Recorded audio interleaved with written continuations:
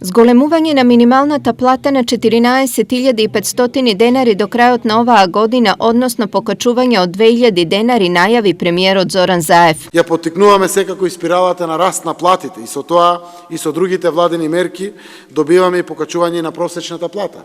За сега е покачена за 5,6% на годишно ниво за 2018 година.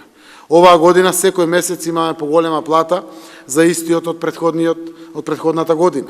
Крајот на мандатот ќе ги постигнеме целите кои што се воспоставени, а тоа е да стигнеме со просечна плата во државата од 30.000 денари и минимална плата од 16.000 денари. Според владините представници, растот на платите е предизвикан од реалната економија и од состојбите што се случуваат на терен. Економијата секако ние не ја оставаме сама на тој пат. Се обидуваме како држава да помогнеме пред се преку законот за субвенционирање на придонесите на растот на платите. Тој закон е веќе во парламентот, значи излезе од владата и очекуваме да биде усвоен, така да на економијата ќе им помогнеме да го достигне овој раст. Со покачувањето на минималната плата директно ќе се влијае на намалување на сиромаштијата кај работниците, смета министерката за труд и социјална политика Мила Царовска. Токму затоа во оваа недела на која што е означена борбата против сиромаштијата и се обзнанува оваа мерка, јас сум сигурна дека заеднички ќе ја достигнеме и ќе бидеме горди на тоа како избалансирано сме постигнале договор да оваа минимална плата биде 14.500 денари. Но покачувањето на минималната плата не ги радува сите.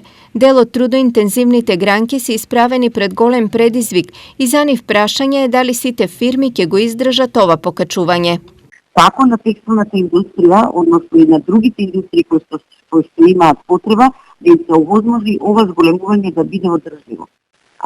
Знаете дека ние имаме проблем со како извозници со фиксниот курс, бидејќи курсот на денарот заради монетарната политика која што е таква каква што е заради тоа што Македонија е многу увозно ориентирана држава и доколку дојде до промена тоа ќе биде катастрофа.